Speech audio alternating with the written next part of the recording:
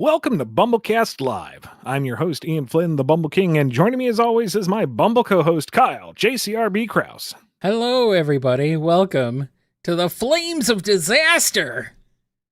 Crackle, crackle. It truly is. It truly is. The show truly is a disaster. Of flaming proportions, especially. Well, thank you to Jennifer R. and Professor Rye for managing all the kindling that makes this thing burn. Thank you to Kazi for managing the social media so everyone knows where to come and see and watch us emulate ourselves. Emulate ourselves. Emulating is a different thing. Yes.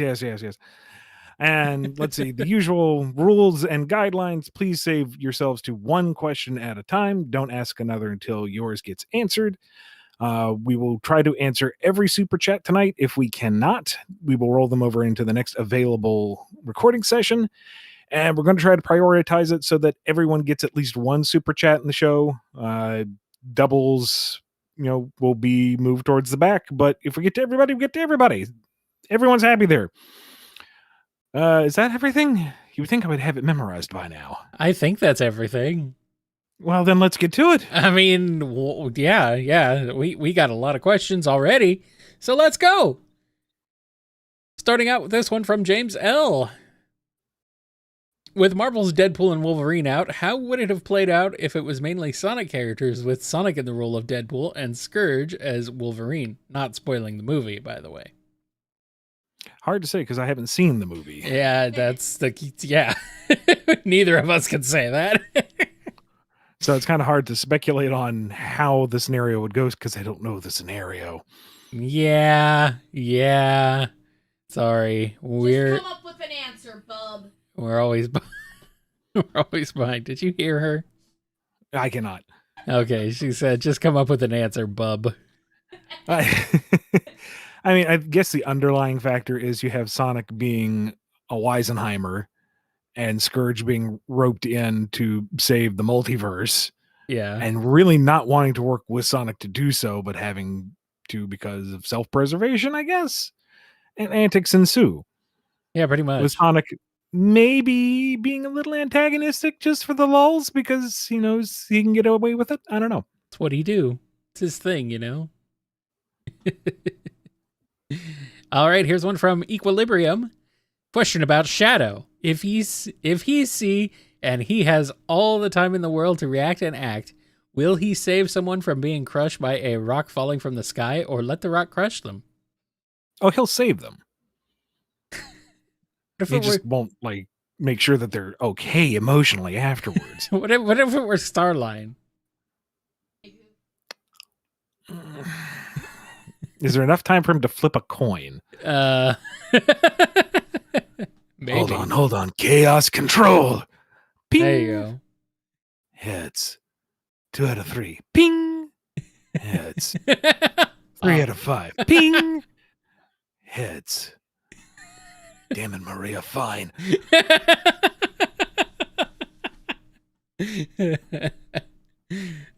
Shadow never met Starline, did he? Not that I can immediately recall. No, well, he was there for the adventure at White Park, so he knows of him at least. Okay. At least he would know that he's not really a person necessarily worth saving. Okay.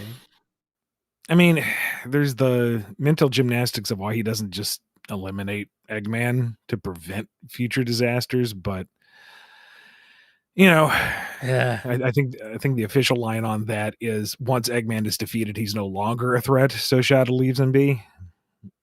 Which, okay, I'll color inside those lines. Okay. And here's one from Normal Person. Heck it, Tangle and Whisper do the BumbleKast. What kooky things happen with these hosts? Well, Tangle's going to go full obnoxious disc jockey AM morning commute. Okay. And Whisper might get 5 lines in during the entire show. More if she has to read the questions. Okay. Yeah, I would make Whisper read the questions because that would be the way to get her to talk. You'd have to turn the gain up on her microphone to the absolute maximum to hear anything, but... Are you sure about that? Good luck balancing the sound difference between the two of them. This question comes from Sonic Fan 12345. Who is your favorite ship? Well, Sonic Fan 12345, my favorite ship is.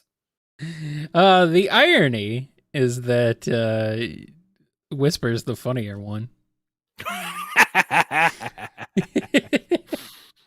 Less is more. Yes. Red Rebel has a question. What were your plans for Proto Man during the Mega Man 5 adaptation? Mega Man 5 is the Dark Man. Break Man and Dark Man, yeah. Yeah. Not Break Man. Break Man's 3, but yeah, Dark Man. Dark Man, right. Sorry. Because that's Wily having a hissy fit over Proto Man betraying him in 4. Mm-hmm. I don't know if we had anything nailed down. It's just he would need a reason to not be around. Part of it is I don't think he cares about his public image at all. He doesn't have one. So ideally, he would not want one. Right. So Rock is going, I have to defend his honor. And Blues is like, why? He's impersonating you. Okay. Everyone will think you're a villain.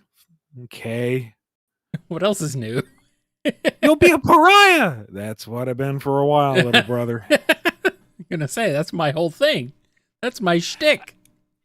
Because it's been, I need to go back and review, but I want to say I remember part of it was he was being impersonated. Like it was the Cossack thing again, where, oh no, Proto Man's gone evil and is leading the robot masters to destroy the world, blah, blah, blah. And it's not him at all. It's all Darkmen that look nothing like him. Yeah.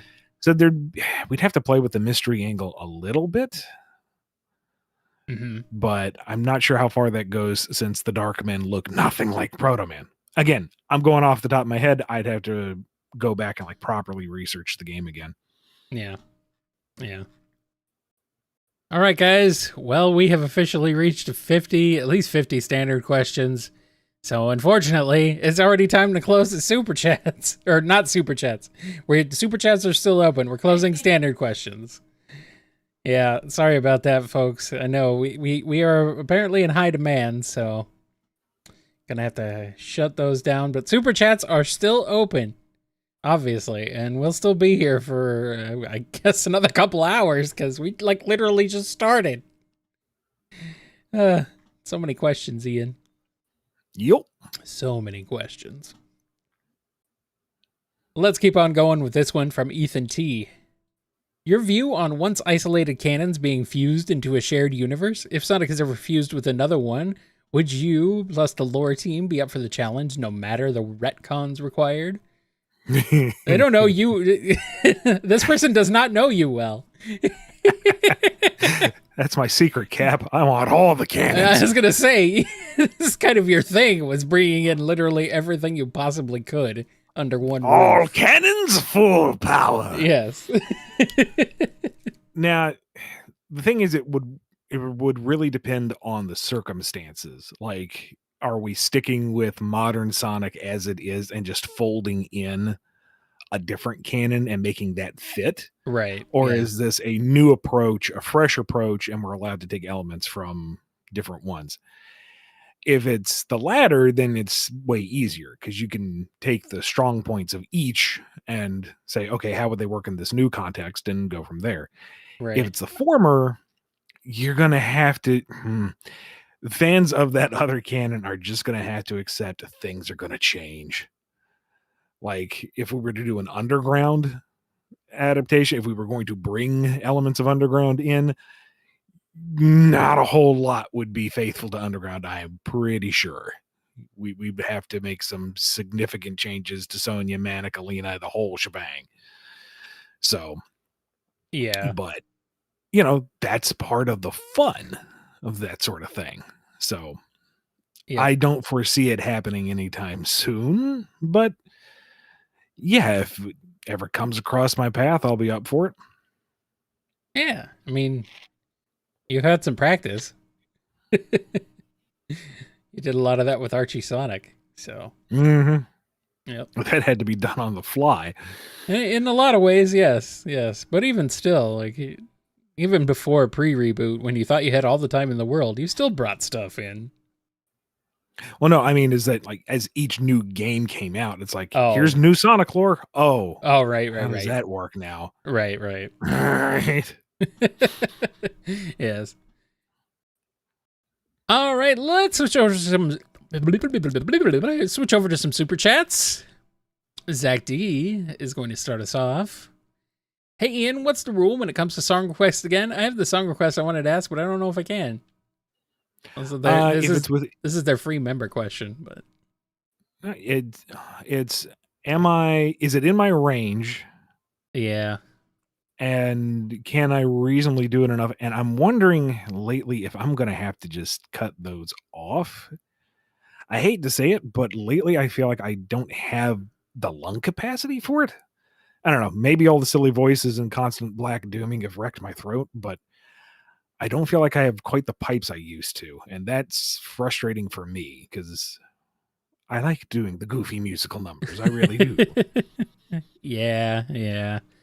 We've kind of been cutting those, either cutting those or cutting them down at least, you know? Yeah.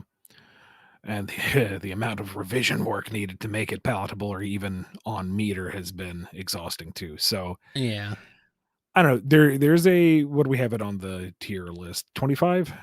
Yeah, US? I believe so. I mean, you can always give it a shot. I will give it a shot. And if I can't do it in a way that I feel like you're going to be satisfied with it, we'll refund you, because that's not fair to you. Yeah. All right, let's go on to this one from KB. Is there an official name for the city from Sonic Forces? Is it just called Sunset Heights, or is its name Sunset City, like from IDW? The thing with Sonic Forces is there's a lot of cities with very similar architecture. So there's Sunset City and IDW, which is one such city, but there are others out there that share a similar visual motif. Mm-hmm. All right, Tristan has a question. So, since he can turn into a squid now, how good would Shadow be in a Splatoon's Turf War match? What about the other game modes? He'd be a nightmare in Rainmaker with Chaos Control. Oh boy. Yeah, that's true. Chaos Emeralds are not regulation. I don't know, because he's not really much of a team player, and Splatoon's all about teamwork. On the other hand, he's vicious and capable enough. Maybe he can solo it. I don't know. You could go either way. What is the moral of the story you want with this? Also, what is the ink color he's putting down? Is it going to be all gooey black arms mess? Ew. Judd disqualifies him just out of principle. Oh no. Ugh.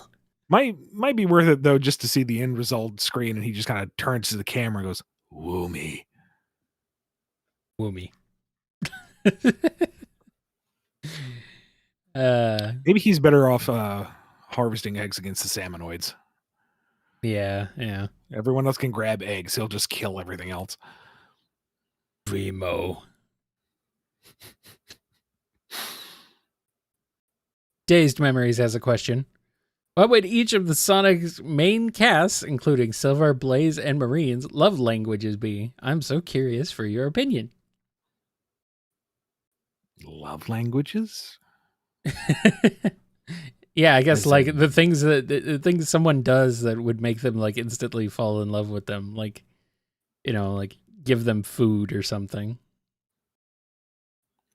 As in, this is what they are doing to woo others, or this is how? No, this is how you woo them.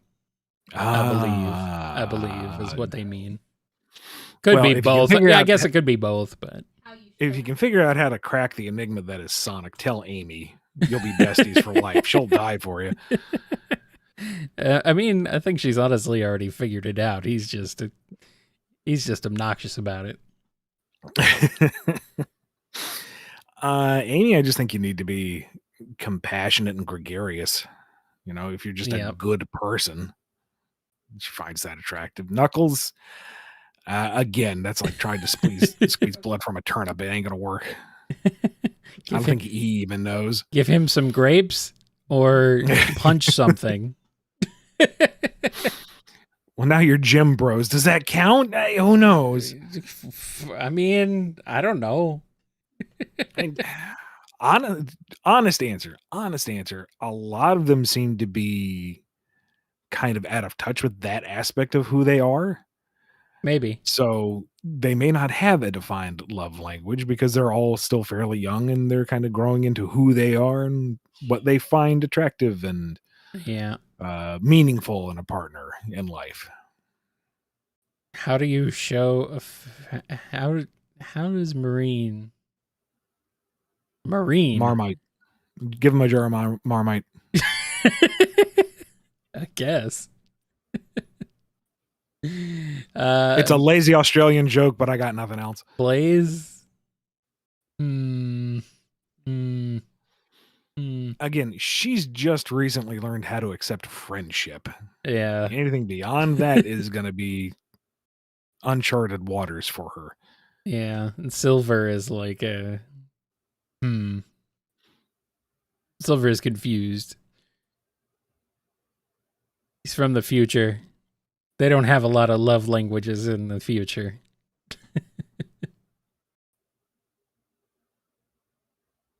All right, Geo Knuckles has a question. Classic characters cross over into My Hero Academia. Mighty Ray, Trip, Bean, and Bark, and Fang meet Deku, Uraka, Froppy, and Najire. How do those interactions and team up against the hard-boiled heavies go? Okay, wow, that's a two ensemble lot of casts. Yeah, can't do that one on the fly. Sorry. Who do we have in the classic cast? We got Mighty and Ray. Mighty Ray, Trip, Bean, Bark, and Fang. We got the okay Mighty and Ray duo. You got Trip, and then the Hooligans. Let's pick the highlights. Deku wonders how in the world Mighty has power that surpasses the One for All. I mean, he effortlessly is matching United States of Smash. How in the world? What is this guy? How is this possible? He must study him. Where's a notebook? He will make all the notes. Uraraka and Trip, incredibly wholesome, super cute, incredibly cute. Also terrifyingly powerful. Because all you need is one anti-gravity tap and the fact that she goes into a serrated ring roll and you've got a flying UFO of doom that's also potentially on fire. There's your plus ultra. Sure. And Fang, Bean, and Bark. Oh, what the heck was his name? Something Gentleman. He wasn't on the list, but he was a one-off villain from a small side arc. Gentle Criminal? Gentle Criminal, there we go. Okay. What a delightful rube he was. Entire subplot with the four of them. No, and Gentle Criminal's companion, I forgot her name as well. 5 of them go off to do crimes, and it's hilarious and wholesome somehow. As wholesome as crime can be, anyway. Yeah. Depends on the crime, you know. Or La Brava? That's, I guess. Oh, okay. Oh, okay. You guys keep saying words. I don't know what these words mean. I'm just here. Oscar the Bearcat has a question. Since Whisper's theater troupe family loved Tangle, what if Tangle also had a family who were unlike her but adored Whisper? Maybe a military or business family with a strict matriarch? They're all accountants. And they like the fact that Whisper is soft-spoken and well-managed and can, oversee a task-oriented group without any other supervision, is independent, but also can work in a group function. No, she's great for middle management. You want to come to our firm? Perfect. Whisper's like, no, too many windows. Yeah. Well, they can Do fix. you find They can do you fix find that. the outside distracting? No, too many opportunities. Dangle's like, there's a little bit of trauma there I should probably explain to you guys. And I Yeah. will do it in the form of sock puppets.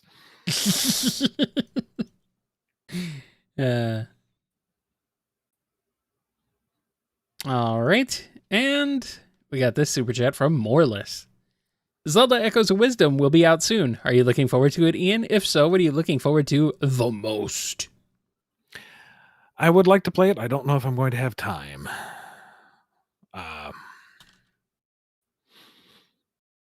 I'm looking forward to a game where you can play as Zelda. That is nice. And a mainline game, supposedly.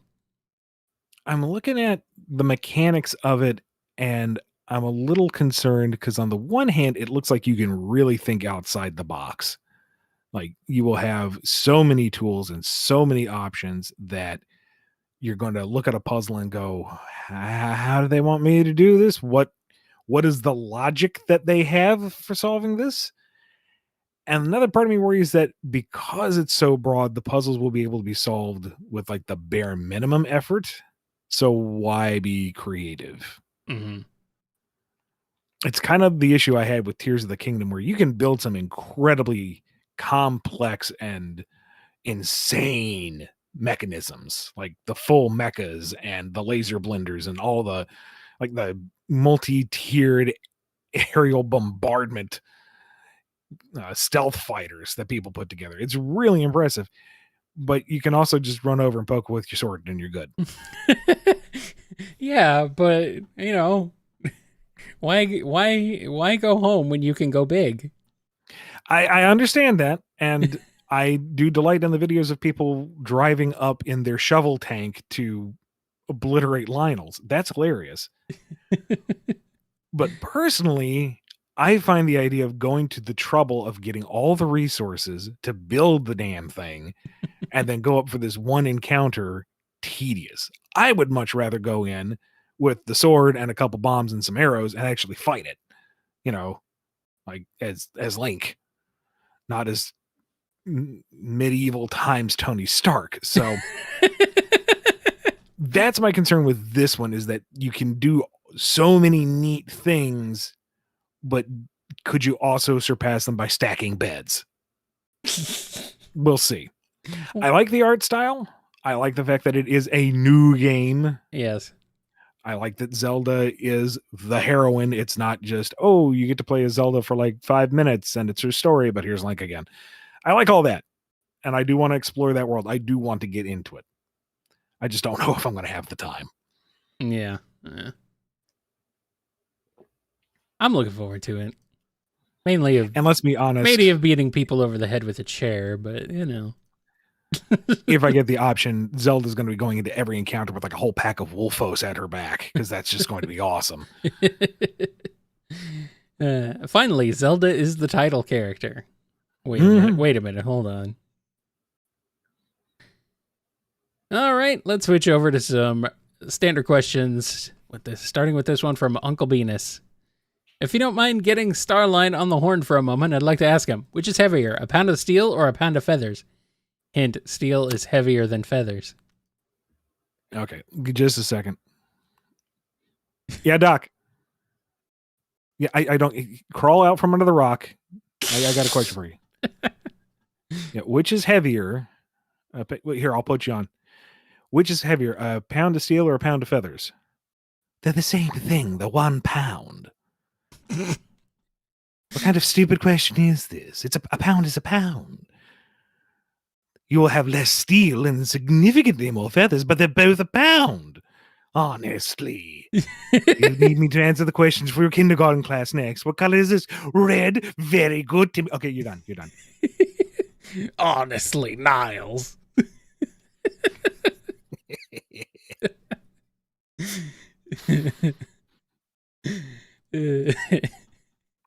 All right, Raphael has a question. If the Phantom Ruby is all about illusions or virtual realities, why are the hard-boiled heavies still a thing? Shouldn't they be egg robots again? Because Eggman rebuilt them. Because he realized how cool they were and wanted them to be real. Works for me. Sako and Chips has a question. Are SA-55 and Orbot the same robot just upgraded? Or are they like the Mecha line and different people but share the same model line name? Orbot's response to this on the show was kind of vague. Yeah, they are the same model. It's just he got a new paint job and some minor tweaks. You got a new voice box. MSP Nova has a question. Belle is reluctantly having to put on a talent show where she's a ventriloquist and Tangle acts as her dummy. Just how downhill will this act gradually go? Well, it goes fine so long as Tangle sticks to the script. But you know she's going to improv, and Belle's going to get stage fright and not know how to roll with it. But Tangle's going to get the look from Whisper in the audience and realize that she's kind of torpedoing Belle's act, so she'll get back on script and it'll be fine. I mean, it's funny because Tangle is already Whisper's dummy, so, I mean... Yeah.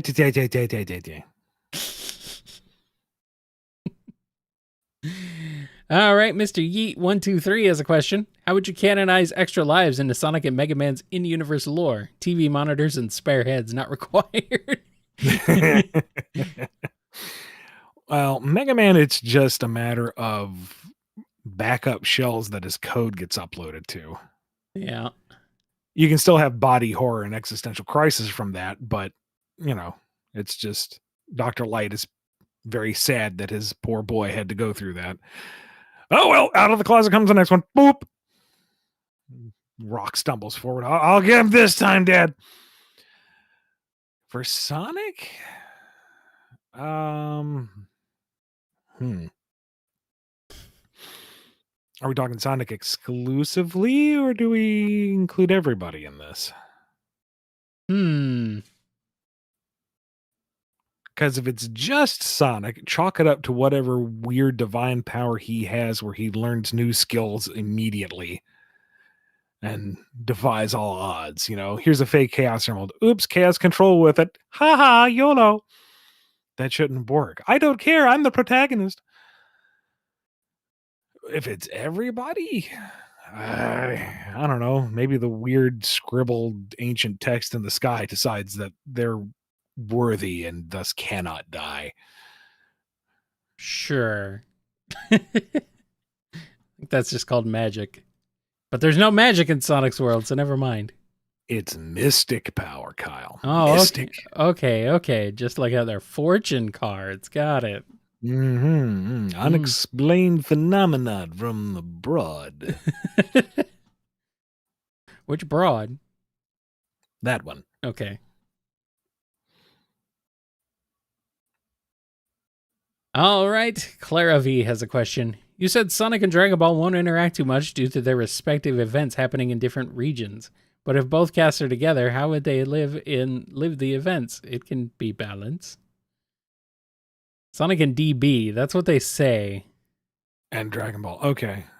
Because you were saying, you were saying, yeah, you kind of like headcanon that, you know, Sonic and Dragon Ball were on the same planet, but in different areas of it.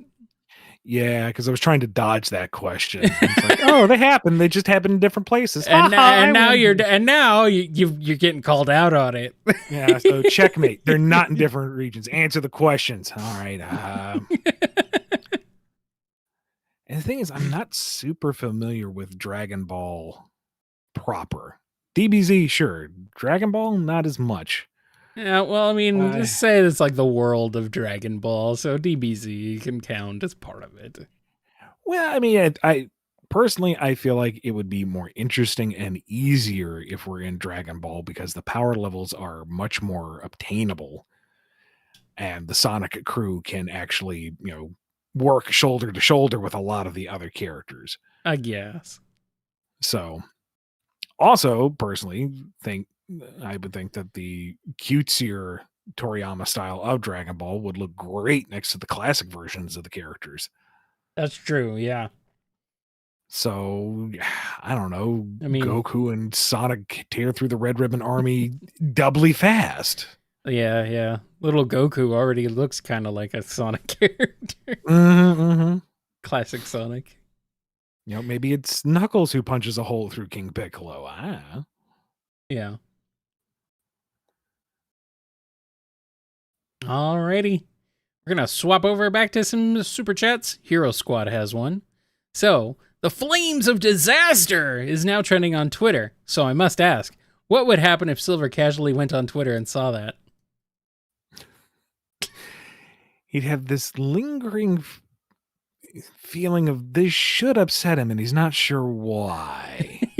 Yes, because Sonic 06 didn't happen. So he doesn't know what the Flames of Disaster are, right? He shouldn't. That's what we said. Oh, well. That's what we already said. Yes. It's retconned. Don't worry about it.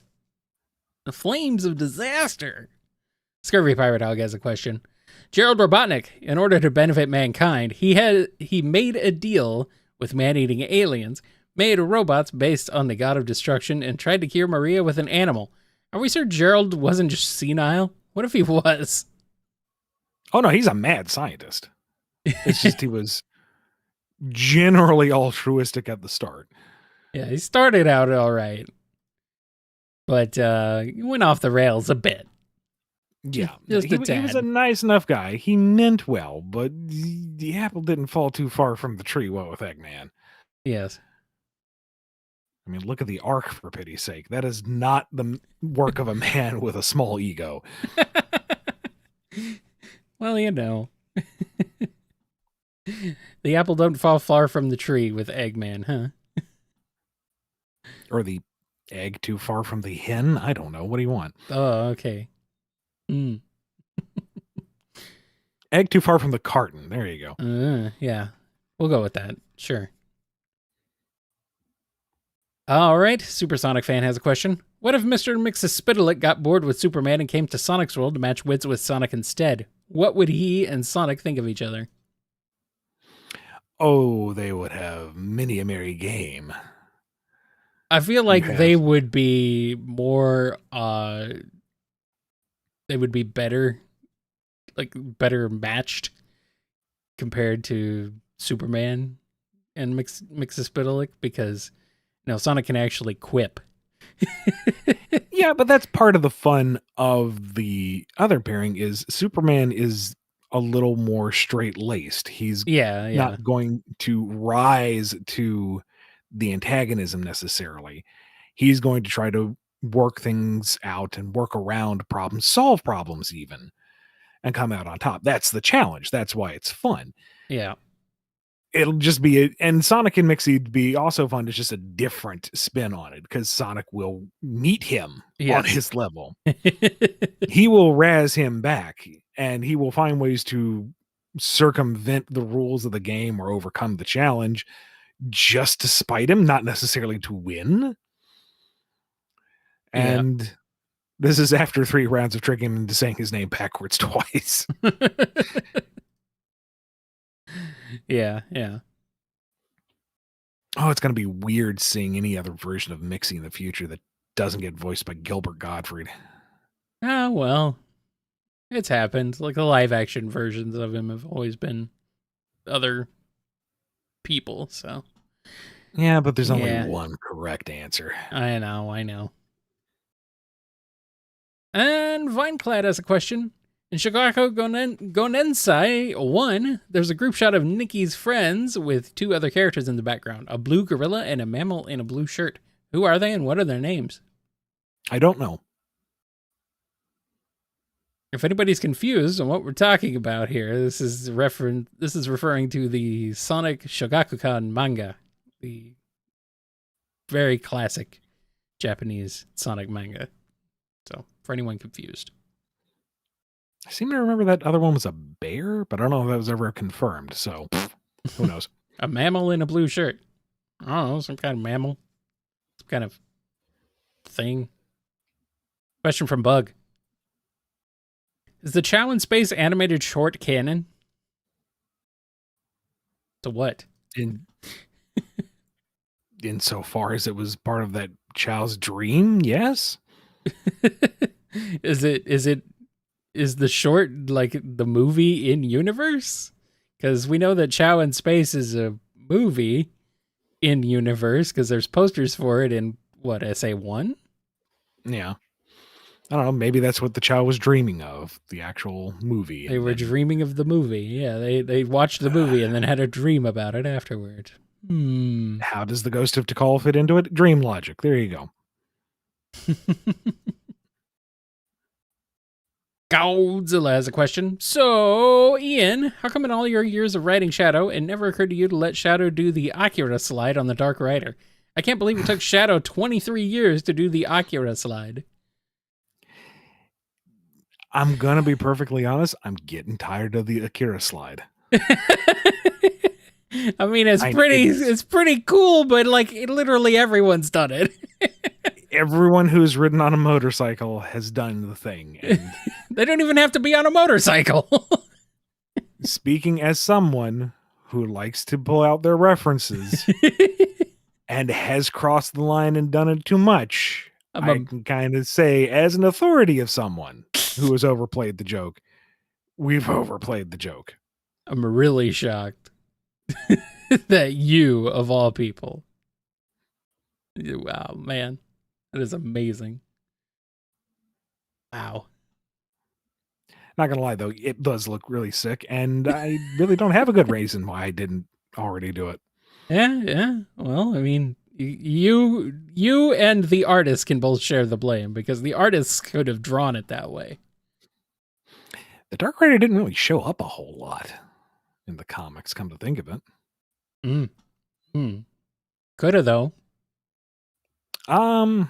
You say that. Not necessarily. You would be surprised the restrictions that bike has had in the past. Yeah, I mean, they won't even let anybody drive it. They just shoved it into a glass box truck and drove it around. Well, because if you let anybody get on it, they're going to do the Akira slide on it. This is what you wanted, isn't it, Maria? For everyone to do the Akira slide. To look sick. All right, Spoiler 1001 is here with a question. What was it like for Mighty to see Sonic go from a kind of a loner to a big brother to Tails? Happy for him? Would he have known Mighty before Sonic met Tails? I think Sonic and Mighty had adventures together before Mighty even came across Tails. You mean Sonic came across Tails? Yeah. No, because Mighty hasn't really interacted with Tails a whole bunch. No, I know. So Mighty's experience with Sonic is Sonic solo for the most part. Yeah. I'm just thinking so it would have been the two of them doing cool stuff, and then they meet up again later, and it's like, oh, hey, you got a little yellow friend too. Okay, so he's more orange, but you know what I mean. Yeah. Interesting timeline shenanigans going on there. All right, Fixers has a question. After a night out drinking, Sonic and Shadow wearing mismatched wedding rings and Silver in Blaze's clothes wake up in an alley and can't remember last night. How do they go about piecing last night together? They don't. Do they even bother? They kind of look at each other. They get real quiet for a moment, and Sonic goes, so this didn't happen. This didn't happen. This didn't happen. Silver returns the outfit to Blaze. This didn't happen. This didn't happen. What happens in Casino Night stays in Casino Night. But also Silver's like, but if it did happen, it is kind of comfortable. I mean, it does look very comfortable, to be honest. Yeah. All right, Aura's Feel has a question.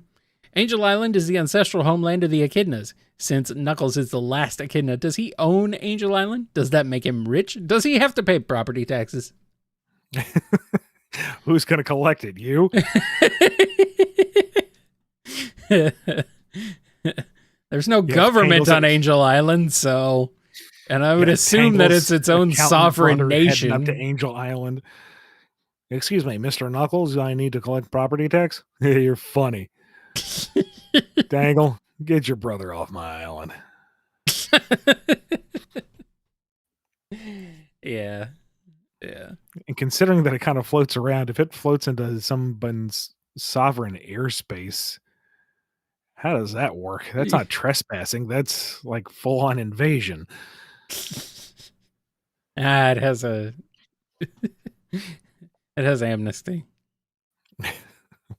What are the zoning laws for a flying continent? I mean, it's not the only one up there. Don't worry about it. Somebody trying to explain all this malarkey to Knuckles, and he's just kind of staring at you. Why do you people make this so complicated? Get off my island. It's his island. That's really what it comes down to. Question from C-Man. Uh-oh. You two have somehow been evicted by an angry koi fish and now have to live with Wario for a year. How does it go? Badly. It's Wario. I mean, first thing you do is open the door and go, I really hope that's the garlic. I mean, have a couple of farting contests. You can fart freely because, I mean, the smell is already so overpowering anyway. Every 3 minutes, you're thrown into some other mini game. You can't get any sleep. No, you're awful. You keep having to roll dice to move anywhere.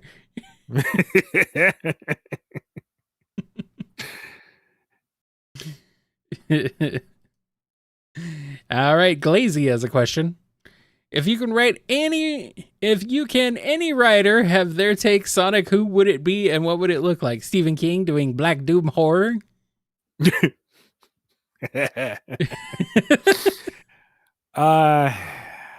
a weird idea, but I don't hate it. You know, you say that, but like doing a slice of life, you know, small suburban town America during the Black Arms invasion by King, he could make that work. I mean, yeah. It'd be awful, but you know, that's what you're going for. That's what you bring him in for. I mean, you gotta kind of split the difference when it comes to Stephen King. Sometimes he's great. Other times it's like, why? Have Kurt Vonnegut write a Sonic story. You want some surrealist Sonic narrative? Oh boy, howdy, you're going to get it. Surrealist Sonic nonsense. Be the best thing ever written. All right, we're going to go back to some standards for a little bit. This one's from Blasix. With all of Amy's playable appearances in 2023, as well as her birthday issue and murder taking place on her birthday, would you consider last year the year of Amy Rose? If that's how you want to think of it, I won't stop you. I mean, why does she only get 1 year? As far as I'm concerned, she should have every year. Super Sharkbait has a question. How do I type? Well, first you take the boxing gloves off your hands. But that's how you type. Then you put your fingers on the home row. Whatever that is. And then you throw away that knowledge because it will never be useful to you. Hunt and peck as much as you want. Let the motor memory work for you. Do you hunt and peck? Wait a minute. I honestly don't know what I do anymore. I do some kind of weird amalgamation of the home row and hunt and peck because I remember all those incredibly frustrating classes and how it hurt my wrists, honestly, trying to do some of the typing. And it's like, you need to get these words per minute. And it's like, no, I really don't. It kind of hurts my hands. I don't want to do this. and now I write for a living, and it's, whatever is fast enough for me. I probably could be a more proficient typer, to be sure. Typos galore, going back and edit, retype, but I also have met every deadline given to me. So what do you want? The irony of the writer being like, I don't like typing. So more like I feel like the lessons I had were like for the old mentality of like actual typewriters and stenography, and it's like that's not what the workplace looks like anymore. We must have been like right at the transition point. Yeah. Because my typing was all computer based. Definitely Mine looking was at the computer from a computer perspective, not a typewriter perspective. Yeah, okay. So, yeah, I don't know if that is kind of the difference, but I mean, I enjoyed typing. I like typing.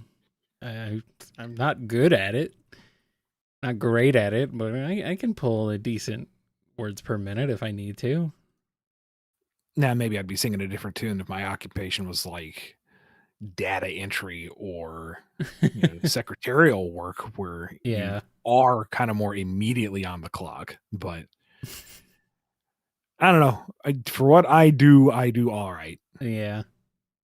I don't know if this is a question that it meant that we would get this much mileage out of, but hey, whatever. Really. That's the BumbleKast for you. Didn't expect that type of question. All right, here's one from Fire.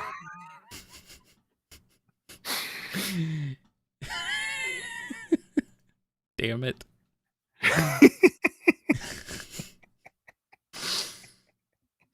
Come on. What's Fire's question? Fire. Who would win? Hyper Cybersonic or Super Shadow plus Chaos Blues plus Dark plus Hero plus No Limiters plus Doom Powers? They have no time limits. Whichever one you want.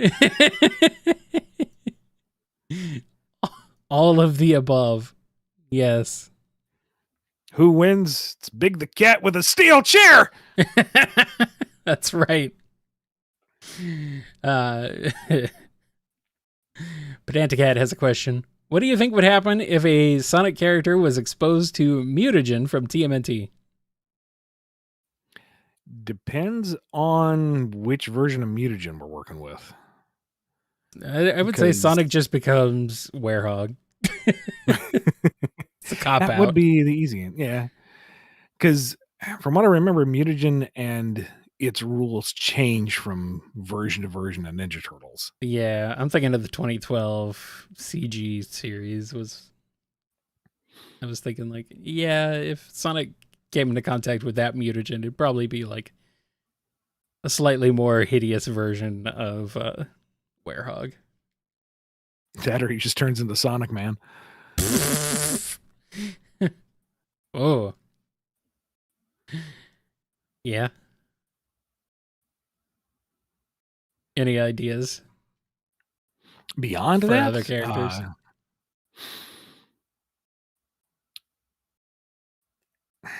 There's part of me tempted to say Professor Pickle turns into a Pickle Rick bit, but I have to have some standards on this show, don't I? Why? I mean, why start now? Yeah, maybe that's the key to the one gimmick I'm surprised Sonic never got into, and that's fusions.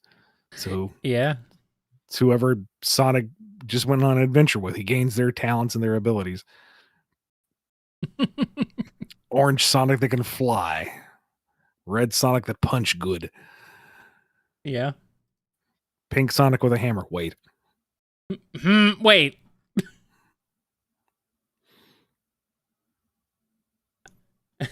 All right, Anime Lover 3819 has a question. Might it be possible for Sonic to show some of his swordsmanship skills from Black Knight in a future comic? It'd be nice to have a callback to that, even if we don't have our favorite snarky sword. Maybe.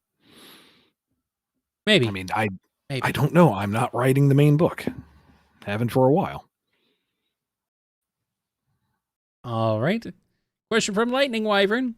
Hey, Ian, quick writing question for you. Do you have any general advice on how to show a new character's personality effectively to readers in only a few lines of dialogue? That is challenging. Yes. Really depends on the scenario you're in. Is the new character in a vacuum? Like, are they on their own? Or are they interacting with the principal cast or the antagonist or the environment? How are they reacting to the stimuli around them? And that should give you a pretty clear idea of who they are, at least on their most basic level. All right. Let's go ahead and do some more super chats. Boy, we got a lot. Holy crap. It's a good thing. Keep them coming. All right, here's one from Quazzle J. What nationality would human, Surge, and Kit be?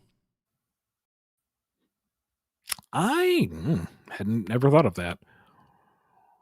And it is an interesting question because the discourse I've seen on what nationality or racial identity any of the principal cast would be has had a lot of different input and a lot of different perspectives. And it's just been really interesting to see how people bring their own experiences and see them within the Sonic cast.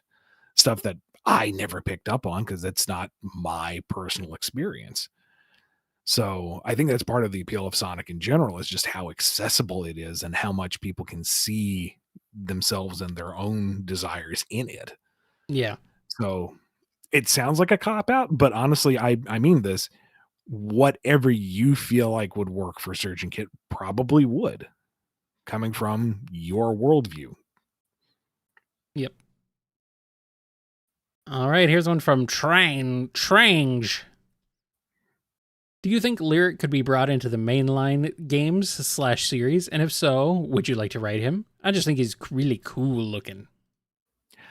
Honestly, I think he could be made for a decent Knuckles antagonist. Yeah, you mentioned this before. You've had this idea.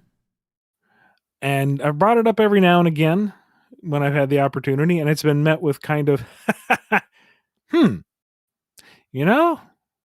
make a good point, but no. And it's like, well, at least you listen to me. So I really do not see Lyrica coming back anytime soon. Darn. Sonic Fighter 09 has a question. Will there ever be any more new Zeddy and Wisps? Potentially. I am in no rush to introduce them. I don't know of any plans to introduce them, but the Wisps, I would imagine, would be the easiest. I mean, they're color-coded elemental critters. Pick a color, pick a power, boom. But yep. Zeddy, I feel like if you're going to do that, you need to explore more of what Lost Hex is, what the Zeddy are. And I don't know if there's the demand for that. No, last time you focused on the Zeddy, people were not happy about it. Most people. Few people were happy about it, but it's kind of a shame. There's potential there. Fine. There is, and you know me, Kyle, I'd go full Game of Thrones with these things. in terms of importance, I personally don't think that they rank that high. Yep. I had my fun with them. I resolved my little storyline with them. That's probably going to be it for a little bit.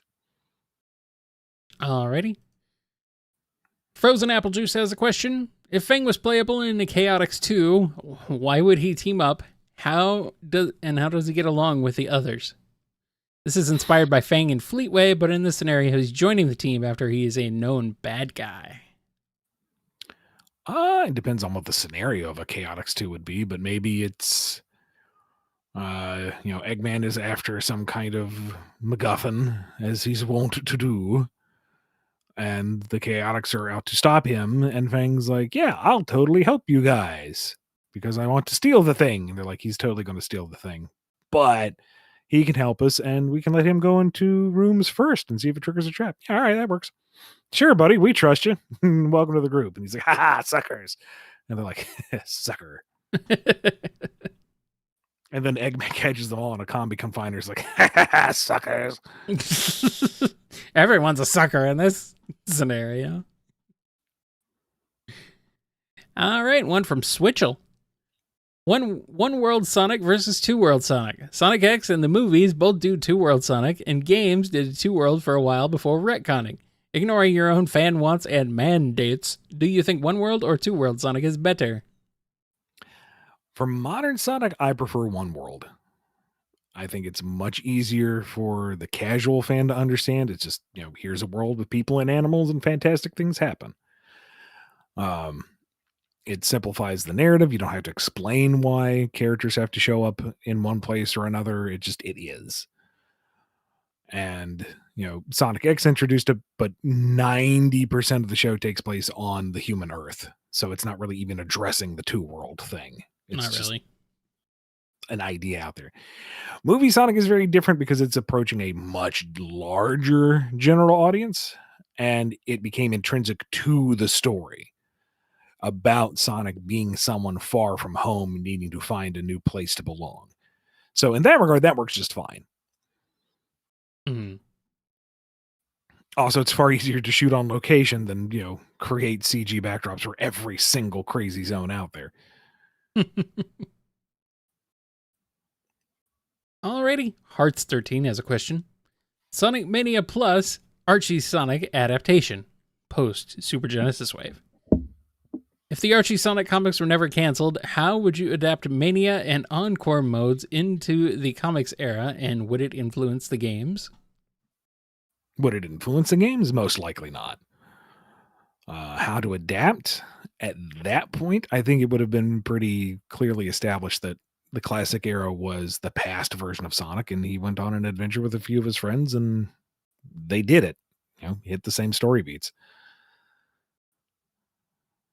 All right, here's one from Cameron D. Ian, it's your worst nightmare. A fan idea and a ship in one. Just kidding. In all seriousness, all I wanted to say is it really inspired me as someone who wants to become a writer. Hope you and Kyle are well. Thank you very much. I appreciate that. Oh, thank you, Cameron D. Thank you for not You making also it a had fan my idea blood run and a cold. ship. You had my blood run cold for a minute. It's like, oh, now I have to be nice. No, you don't have to be nice. Yes, I do. No, you 'Cause don't. these people are being very nice to us by giving us questions and supporting the show and, letting us do this every month. Very nice people. Yes, very nice. I guess so. I also feel like I'm starting to lose my voice, so excuse me as I produce a lozenge. Lozenge. It's a fun word. It is. Say it with me, everybody. Say it at home. Lozenge. Lozenge. Lozenge. I wonder how many are getting weird looks now. People, why are you saying lozenge? Lozenge. Lozenge. Lozenge. Anyway. Question from Might of Gebera. Is what is in the official Sonic Central's canon? Also, what about spin-offs deemed relevant or in the official word of Sonic spin-offs by Sega? If it's coming from the official source, you can pretty much assume it's official. Official. All right, Onyxodon has a question. Kyle, if you could voice a Sonic IDW character, who would you choose, and what would your voice for them sound like? I don't know, Night the Owl, and it would sound like this. I guess.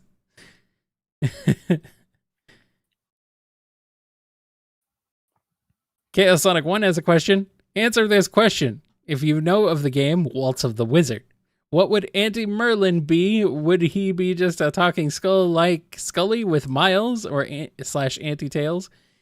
Keeps throwing him out the window and constantly abusing him? I have no idea what you're talking about. Sorry, buddy. Yeah, I'm unfamiliar. Waltz of the Wizard. Waltz I of have the Wizard. never heard of it. Is that a game? Is It says an he animation? says it's a game. Okay. What kind of game? Like a video game? What is it? Oh, it's a VR game on. It's a VR game on PC. Okay. And MetaQuest. Is this like one of those point and click puzzle games? That's what it kind of looks like. I am unfamiliar with it. Interesting. Alrighty. Well, Kidridge has a question. Hey, Ed and Kyle, why do you think Why do you guys think that Sonic stories are taken less seriously from outsiders versus other franchises such as TMNT, Spider-Man, and Digimon? They have serious stories without their concepts, just like Sonic.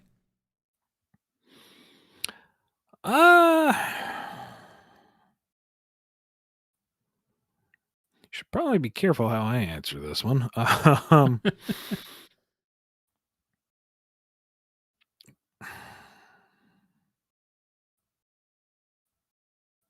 I don't think there's any singular issue, honestly. I think it's a combination of factors from the spin-off media to the primary media to the way the brand was represented to the way that the brand and the fandom have interacted with each other and how all of that is perceived by those outside of that audience.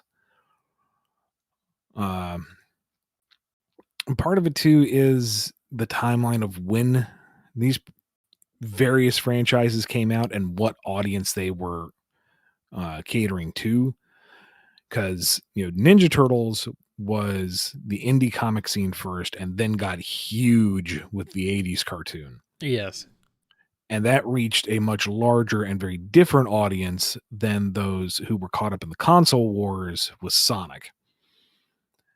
And Sad Aim and Adventures of didn't quite reach the same spheres of influence as Ninja Turtles did.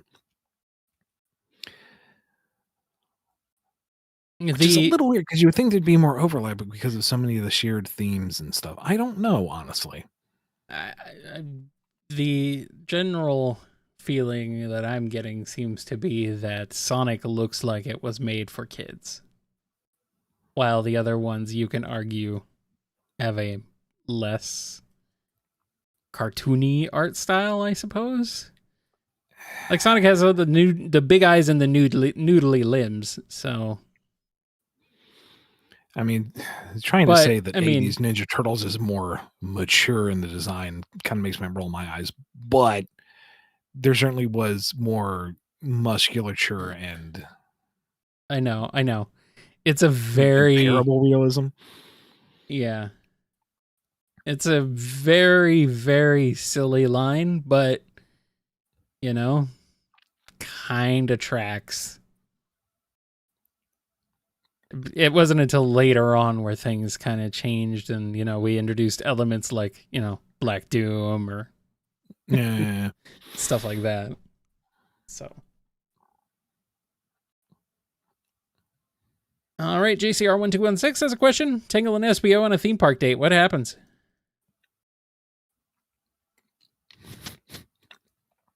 They go on all the rides, whether SBO wants to or not.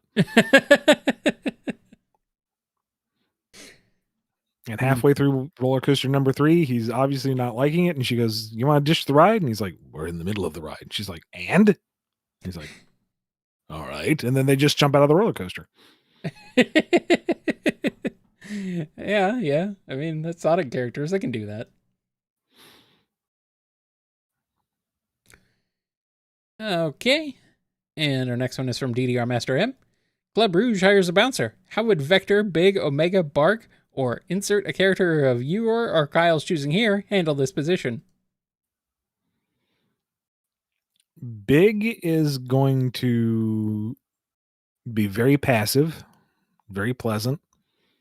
And when someone needs to be removed, they just are removed. No fuss, no muss. Just, sorry, you gotta go. And just, picks them up and throws them out. Vector is going to put on a bit of a show. He's a tough guy. You make sure he's a tough guy. And you decide to test that fact. Are you really a tough guy? And then he just smiles at you and go, "Oh, you've got about 175 reasons why you're a tough guy. All of them very pointy. I'll see myself out. Thank you very much." Bark, also low-key, doesn't need to make a big scene. And if you're going to need to leave, he will make you leave. You're not quite sure what happened. All you know is that you're kind of 3 blocks away from the door and your arm's in the wrong place. And who's number 4? You did Vector, Big, Omega and Bark were the four they Omega. gave.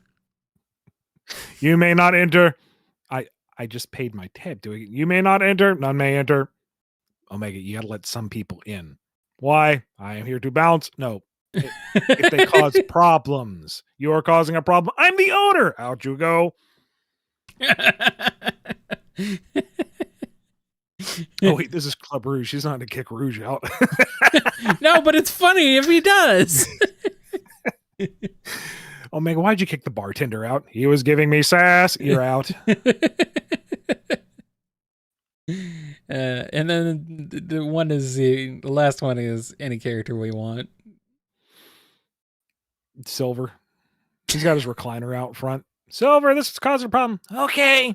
Just thinks about it and they're out the window. Doesn't have to lift a finger. There they go. He's checking his phone, playing Angry Birds or whatever. He's wearing Silver. Got him. That was the wrong one. Sorry, put it in the back. He's wearing shades, reclining, just chilling. Why are you wearing sunglasses at night, Silver? Because looks cool. Don't question me. I will throw you out.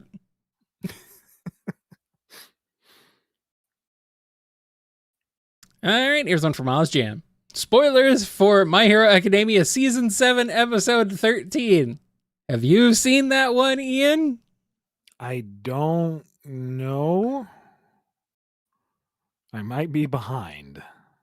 Do you know it's the reveal of Deku's last quirk in One for All Gear Shift? If you're talking about Gear Shift itself, then yes, I saw. If it's beyond that, no, I've not. Which OFA quirk do you like in the set? And for fun, how would Sonic handle all of them? I mean, I'm a simple guy. I like All Might's quirk. Just punch a thing with all the force of your will. You want to hit it harder, it will be hit harder. Mm-hmm. While screaming nonsense in the process. I think that's fun. I'm a simple man. That's all I need. Also, you just kind of think about it and you have a fantastic physique. So yes, I'll take that power. Thank you very much. It doesn't matter if I'm constantly smiling with heavy inked shadowed face. That's an easy trade-off. I will happily take that. To be 7'5" and rippling muscled. Yes, give me that quirk. Thank you very much. What I like the best about it all with Deku is the fact that he is a giga nerd and he is able to handle all this because he can min-max these powers. Mm-hmm. And that I feel like is a great use of the trait they established in the very beginning. You give a nerd the ultimate power set and he figures out how to make it work without tearing his body to shreds. That's just fun. As for Sonic, I mean, just take everything that the All for One can give you and add a spin dash to it. What is it? Black line, black whip? Okay, he tethers and spin dashes into you. The smoke screen, you never see where the spin dash is coming from. Gear shift, he's going to regulate how fast and when he strikes you with that spin dash. And, the All Might hit you. Oh, he's going to hit you with, United States of Green Hill. Boom, you're gone.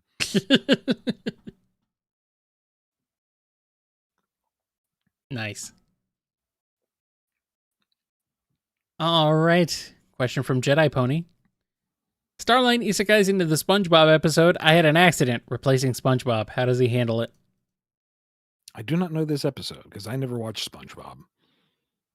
Sorry, Jedi Pony. We are not men of culture. Neither of us have watched SpongeBob. But we're going to say that he just isekais under the water without any kind of helmet so he drowns. And the isekai adventures continue. All right. Easy. All right. I'm going to do some standard questions for a bit. Just cuz. Hyper Mataru has a question. What if Lanolin was inspired by Eggman's villainy and joined the Eggman Empire instead? How would her relation with Eggman and Starline go? Most importantly, how would she deal with the Zombots? you would have a Starline who isn't bedazzled by Eggman's presence and is even more practically minded. So Starline and Eggman don't like her because she's a wet blanket on all the things. You know, she would wholly applaud Starline's trickery of getting Silver to arm the bomb by giving him what he thinks is the code to the safe. Very clever. Excellent use of diversions and whatnot. But the metal virus is incredibly impractical. And what is the end game to all of this? Did you think about the long term? She's already figured out the fact that Eggman should have had an antivirus from the beginning. And Starline's like, of course he'll have it. You have one, right, sir? Sir? Doctor! Oh, boy. But she also knows better than to turn against Eggman because he's freaking Eggman. So Yeah. Starline's off plotting his own, coup to prove himself, and Lanolин's still gainfully employed. The thing about Lanolin, she gets results. They may be annoyed that she's such a stick in the mud, but, she has a point. Yep. Eggman kind of gets fed up with her, but at the same time, she has increased productivity. So it's like, you go manage that facility over there. And I'll do my thing over here. And she's like, all right, clean up your mess later. What was that? You got it, boss.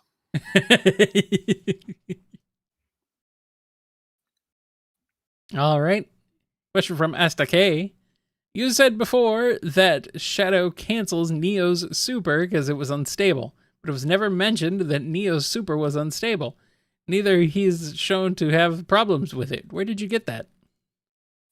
Word of God. Are you the god in this instance, or is it a god above you?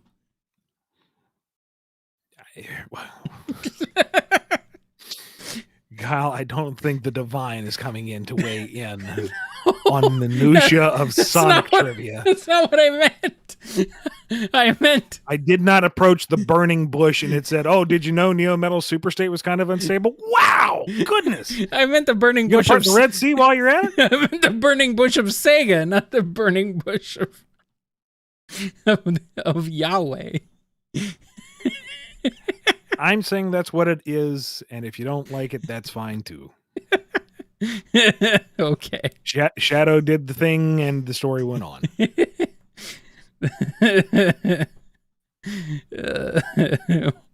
What is the divine interpretation of Hydrocity versus Hydrocity?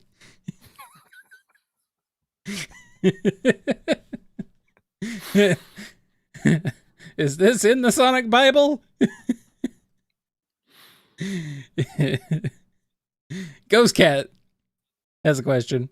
Let's say Iblis is gone, so Mephiles the Dark chooses another powerful being to fuse with Dark Gaia. What being is born from this fusion? I'm just imagining that incredibly horrific Perfect Dark Gaia, but with the black and green and purple theme. And an incredible voice. Always got to have the incredible voice. Like, just imagine Dan Green mocking you as you try to punch him with that little Lego Colossus thing flying at him. That would make the fight 10 times better. I mean, yeah. Yeah.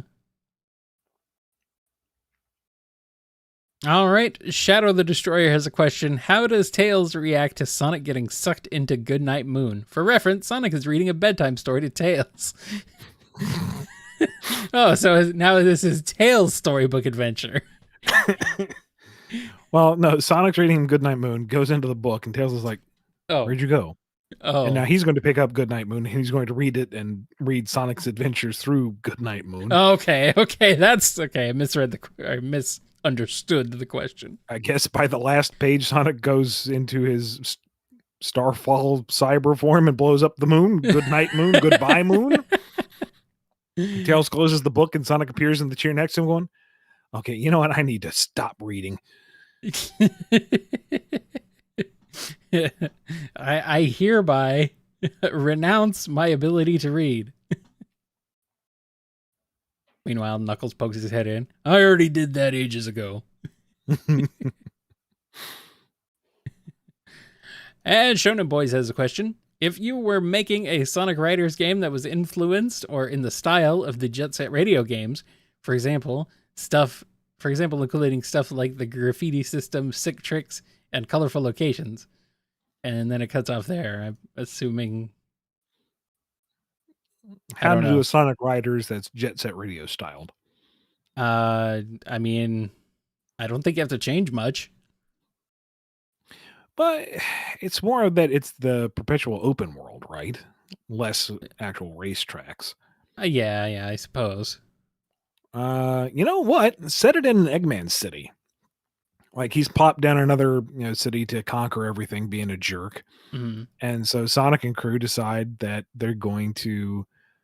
Okay, you know what? Let's do the urban warfare story where the Imperial City grows, builds itself further and further.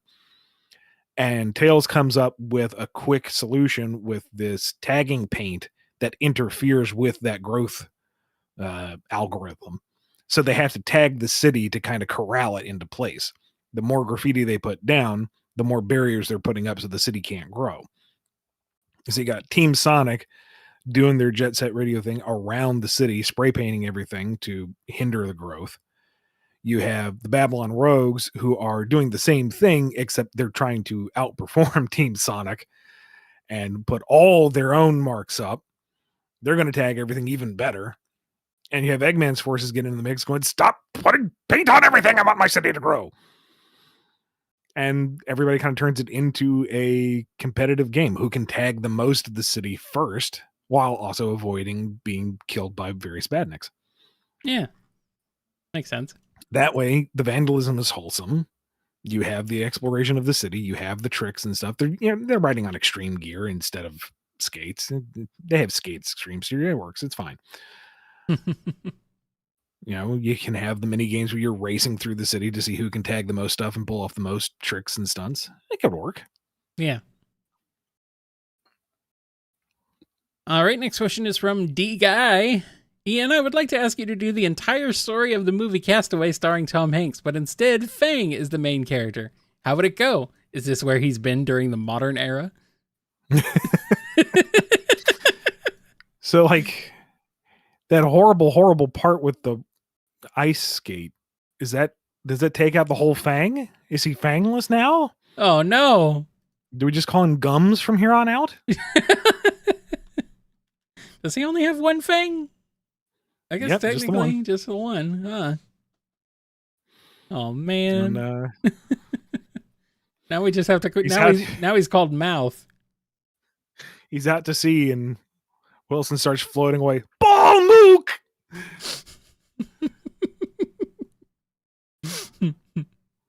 Ball Mook. Not Wilson. Not Ball Mook. Meanwhile, on the other side of the island, Bean and Bark are like, did you hear something? On the other side of the island? Yes. Okay. For some reason, they were all in the plane that went down. And only Fang ended up being alone, while the other two were on the other. The other two were enjoying the full resort on the other side of the island. Okay. Good. Open buffet, lovely turn down service. It's great. Yeah. Yep. Alrighty, let's go back to some super chats. This one's from General Jimmy's. Good news, you can now write for Star Fox. Outside of the adaptations of the main games, what other stories for the IP would you have in mind? Mostly minor bridging stories to interconnect the main series. When I say main series, I mean 64 to Command, that arc. Yeah. And then like the tail end story, Marcus's story, which I would envision is an end to the endless warfare plaguing the Lilat system. But and expand a little bit here and there to get into some of the characters' backstories. You know, how did Fox and Falco first meet? What was Falco's life outside of Star Fox initially? Why are Fox and Sleepy good friends? You know, what was early Star Fox like between Beltino and Pigma and James and Peppy? What did that dynamic look like? What the founding of was it Artec? Was that Beltino's company? It's been a bit. Mm-hmm. You know, what is General Pepper's relationship and why is it that he feels so personally invested in Fox himself? You know, just so many little things that I would love to expand upon while also keeping clear focus on the through arc, which is space opera shooty bang bang. Mm-hmm. Yeah. You know, Dash's descent from I don't want to repeat the mistakes of Andros to oops, I'm Andros 2.0 and New Venom. Yeah. I'm just thinking of like introducing characters that otherwise just kind of appeared. Like the two new characters from Star Fox 2. I guess that's technically Star Fox 2 doesn't really count, or does it? Yeah. No, that's a separate timeline. That's original Star Fox and the Okay. Nintendo Power Stories and Star Fox 2. Okay. Well, fine. Whatever. Also, because I'm just a hopeless nerd, Yeah. actually explain away the transition of Leon's character from 64 to what came after. Yeah, probably a good idea. You know, how do you go from Andros hired us to shoot you down to I like to kill things and murder?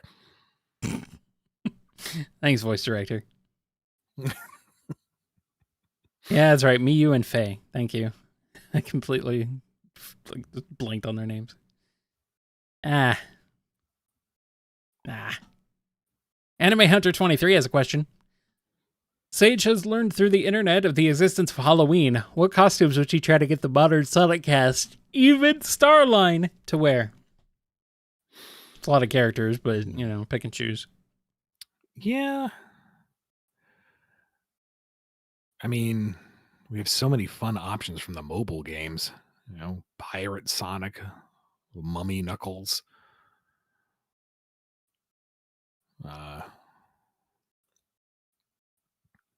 Fortune Teller Amy.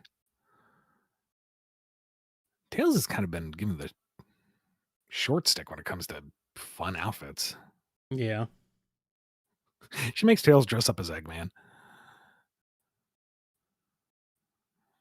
Eggman has to dress as Big the Cat as an incredibly obtuse nod to the SA2 alternate skin.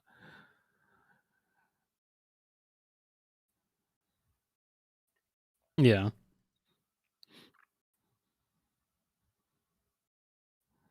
Vector's Godzilla, Charmy's Mothra. Espy is the reporter that points and screams and runs away. She has themes for everybody. Yeah. Any more? Tempted to backtrack and say just Sonic has to wear that shadow onesie again.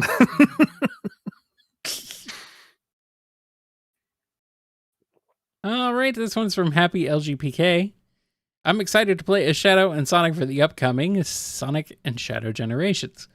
Did you buy the pre-order option already? Is Shadow really a bad guy in Sonic Generations? You'll just have to play the game to find out. Is that where we're going to find out if you pre-ordered it or not? Well, no, I've not pre-ordered. I don't know if I'm going to have time to play it. Well, you better figure it out. You're going to need to. I know I don't have the funds to buy any of the crazy high-end pre-order stuff. So, I'll get it at launch maybe. Well, you work for Sega. They should send you the best one, the top-end version. What the heck, man?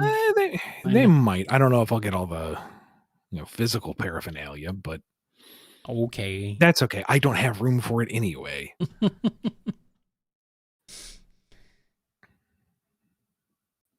Question from Darth Lord. How would Shard the Metal Sonic function as a member of the new Diamond Cutters? The idea of a Shard and Whisper team up really excites me. Yeah, that's mildly terrifying. He's got the arm cannon. And maybe that's a small personal arc, because I'm convincing the Wisps that, yes, you can totally inhabit my arm cannon. I will not turn it on your teammates. I am a trustworthy Sonic robot. Please, I want this cool thing. Oh my God, Shard and Tangle in the same room? The brotastic energy would be through the roof. That'd be fun. I'm kind of sad this isn't a thing now. That would be cool. Come on, man. Like he would totally be Raz and Lanolin nonstop, but like when the chips came down, he'd get all serious and like follow direction. Yeah. And she'd be like, why can't you be like this all the time? It's like, it's part of my charm. And Tangle's like, it's part of its charm. And Whisper kind of shrugs. It is kind of charming. Yeah. And Lanolin would be more angry, except, man, he's perfect at brewing coffee. Delicious. I miss Shard. All right, this one is from 3Z. How or would Shadow listen to Baby Metal? Sure. Why not? I mean, I think he would appreciate their style. You know, the fact that they look like him. It's like, It's like, I like them.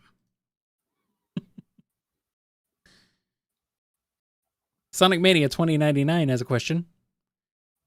For fans who enjoy human characters, how long until the human characters appear in the IDW comics? Sega can't deny this question forever.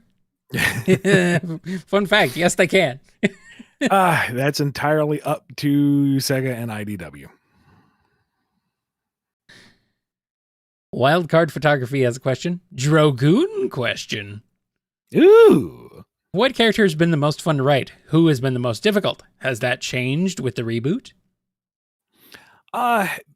They are all challenging to a degree because I'm setting the template, you know? Mm-hmm. I'm not coming from any other work. I'm creating this myself and narrowing down what their voice is here at the start, knowing where they need to go and who they will be in that journey. It's like, okay, don't get lost in the forest.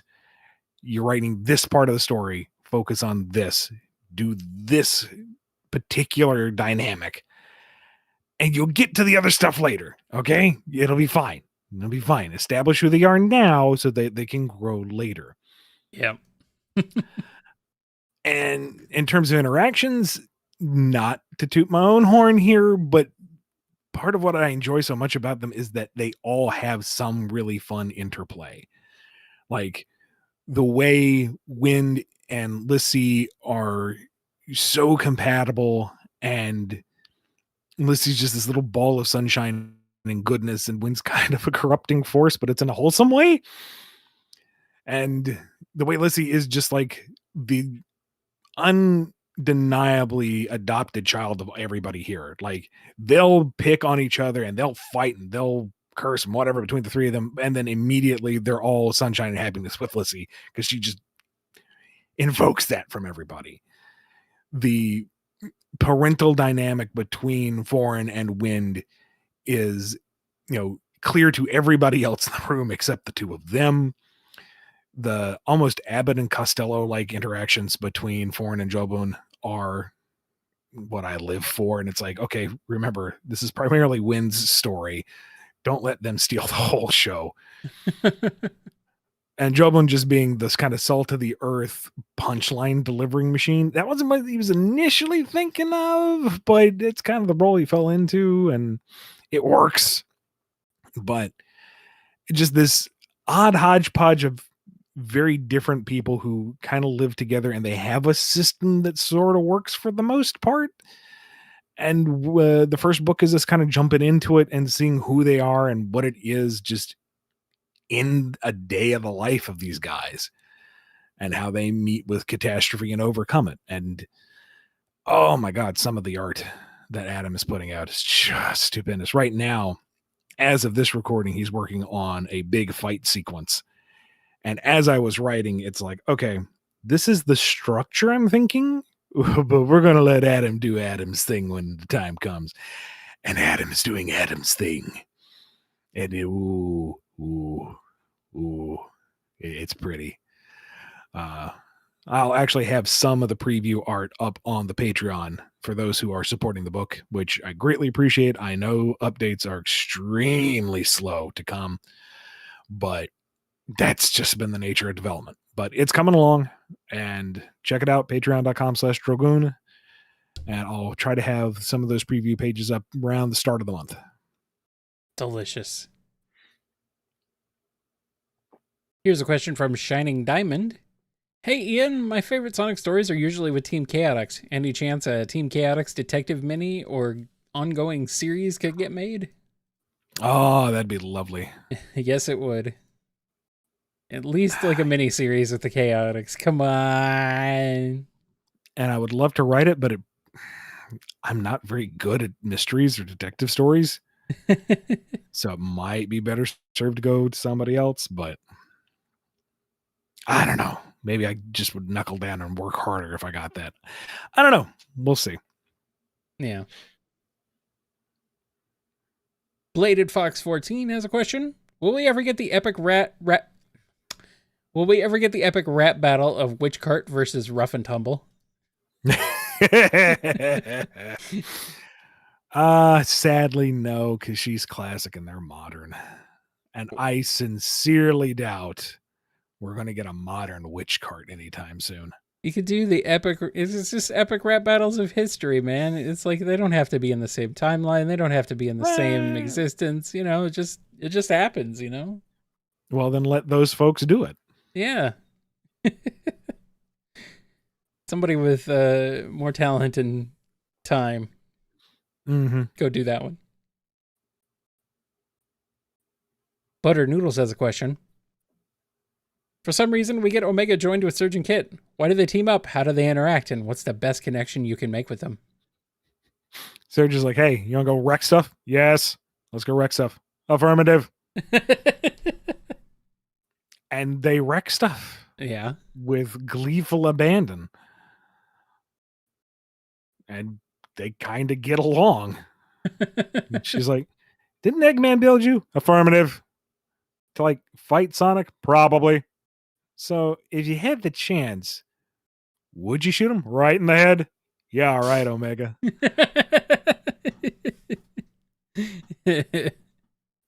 Good. Friendship ended with Blaze. Now Surge is my best friend.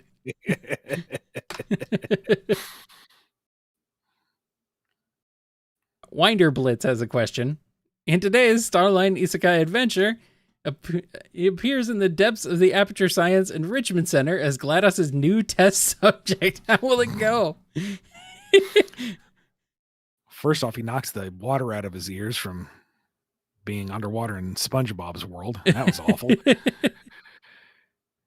And, he's going to just hate GLaDOS because he is not the test subject. He is the tester. You do not put him into these tests. He is the one who manages and, oh God, is that a saw blade? Okay, I was thinking, for some reason I was thinking we had already had him in another Valve game, but no, I'm thinking of Stanley Parable. Which is not quite the same, but you know. So, he's going to tinker with the portal gun. He's going to try to weaponize it. He's going to, knock over a turret and figure out how to graft it onto said portal gun. He's going to go full mad scientist, and GLaDOS doesn't know whether she's angry or impressed or both.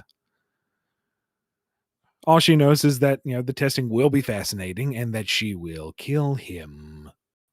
Oh, you're going to try? And goodness, that would become a rather exciting series of escalations as Gladys puts greater and greater peril in Starline's way, and Starline is thinking with portals and working around it. And Gladys is constantly torn between, if I kill him, the interesting tests end. If the interesting tests continue, he will kill me. Conundrum. Uh-huh.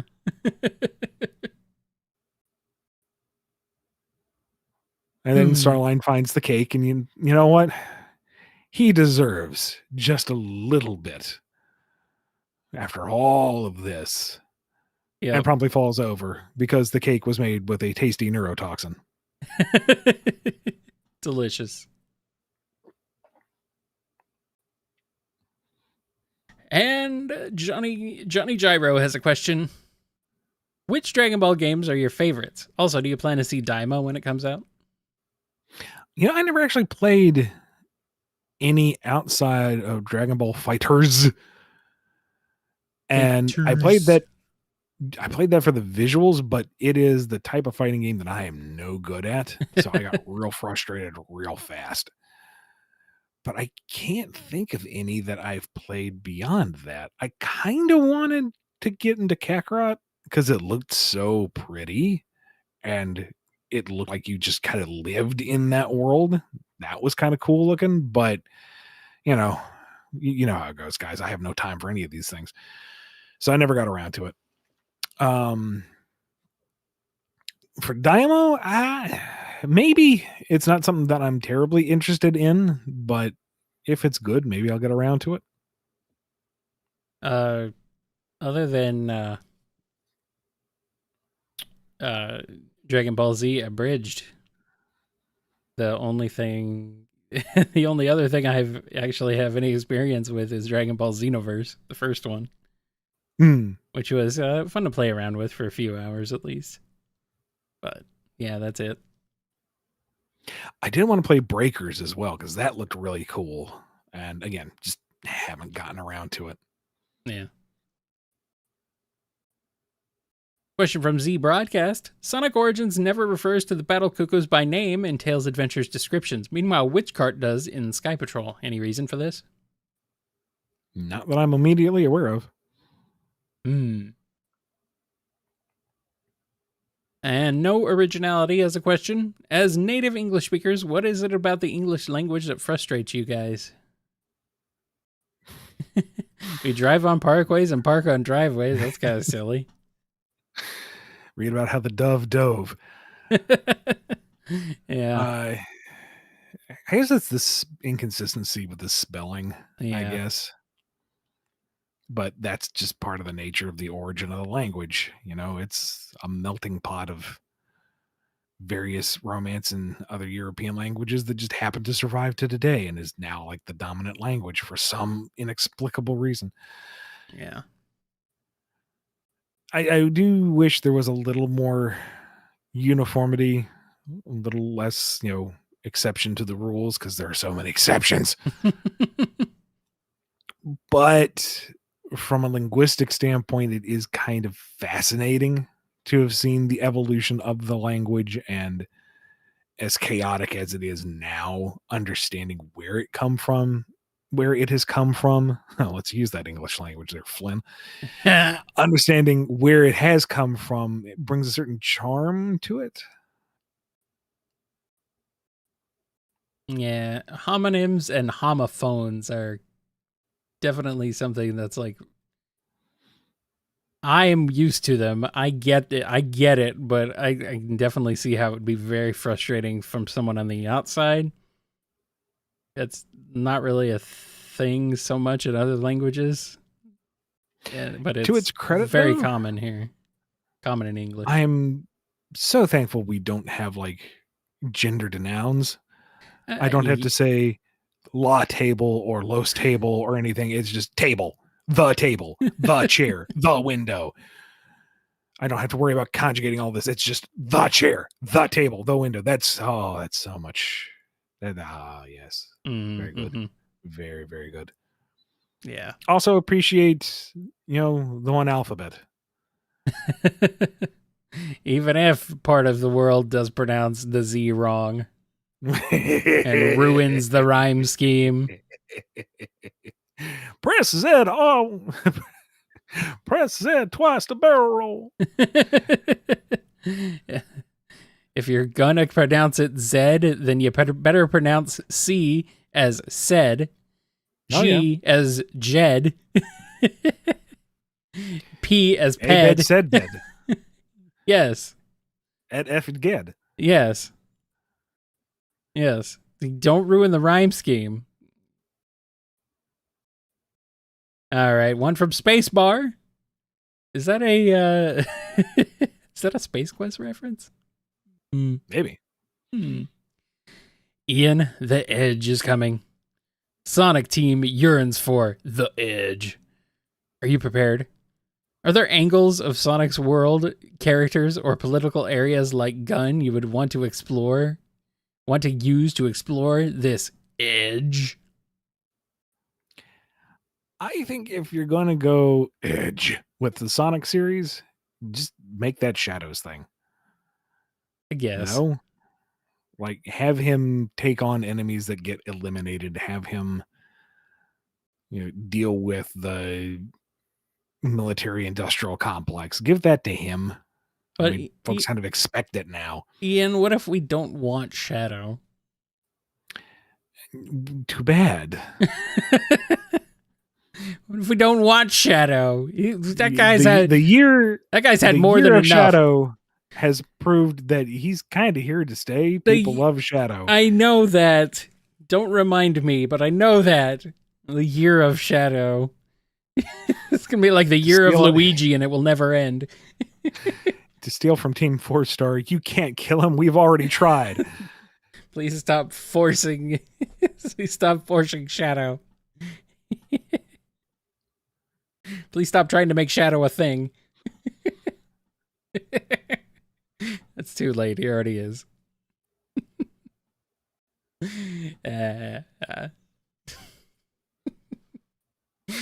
No. You guys, I'm playing it up for a laugh. I don't really hate Shadow that much. I don't really hate Shadow at all, honestly. It's just kind of, funny recurring joke. Ha. It's goofy. All right, Retsupe has a question. Is Marine going to stay in the Soul Dimension forever? When Blaze is gone, she's left to guard her belongings, so she has no way to travel to Earth now? Unless the story finds reason to. I would like her to appear. I would like to explore Blaze's world a whole lot more. Just that is not on the agenda that I'm aware of.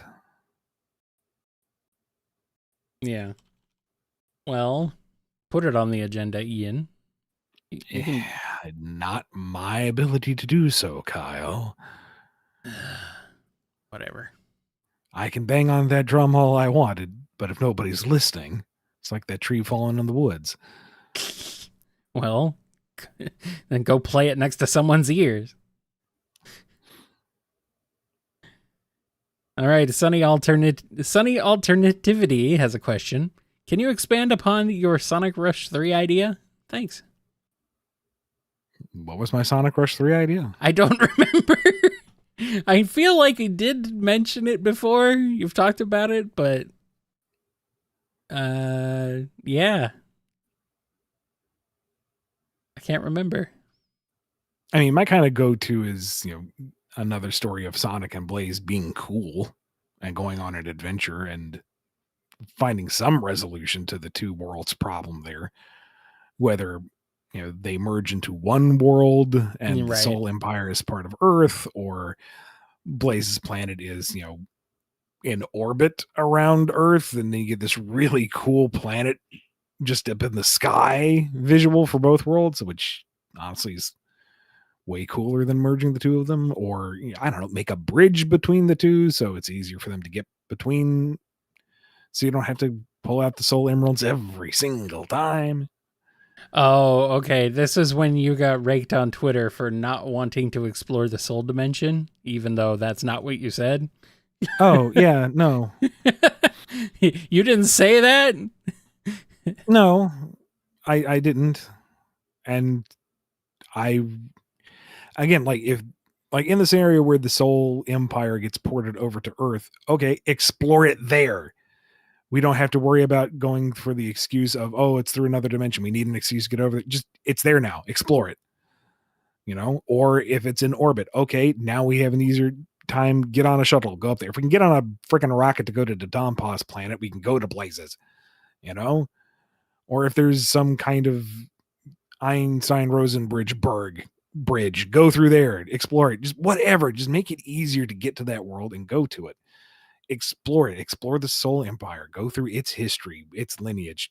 What is the scope of the empire? Are there any other nations or ruling bodies within it? Is it all ocean and islands, or are there continents? Let's explore that. Really, less Sonic Rush 3. Just give Blaze this whole spinoff. Give her a movie. Give her an animation. Give her a comic series. Give her a game. Give her an extended cast. Give her all the things. Replace Sonic with Blaze. Problem solved. Chaos, Dust, and Steam has a question. Can't stay, so I won't hear this message, but I wanted to give some money for Ian's recent loss. I'll be back next time. See you all later.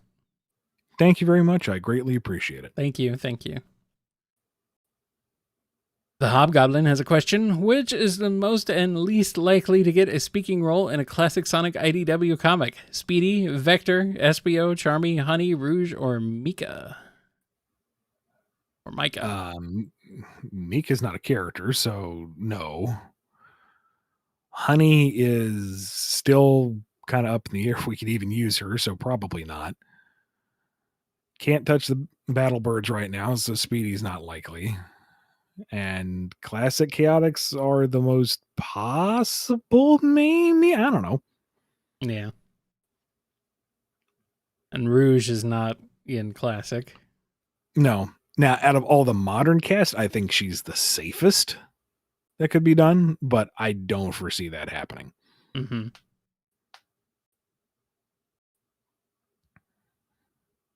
All right. And got this one here from TJ909. Hi, Ian. I found out about this document from Sonic 06 that mentions something about Blaze's breast size. Can you do something about this? This is just offensive and disturbing. Yeah, there's a reason why that has never been referenced since 06. I don't need to do anything. Rest assured, that's not ever going to come up again. Yeah. Yeah. That's something we need to worry I don't think about. I don't think it was even referenced outside of internal documents as far as I remember. Well, how did we learn about it then? Because the entire 06 script got leaked. Oh, that's right. Okay. And it had like character profiles and stuff in it. Oh, okay. Nah. Yeah.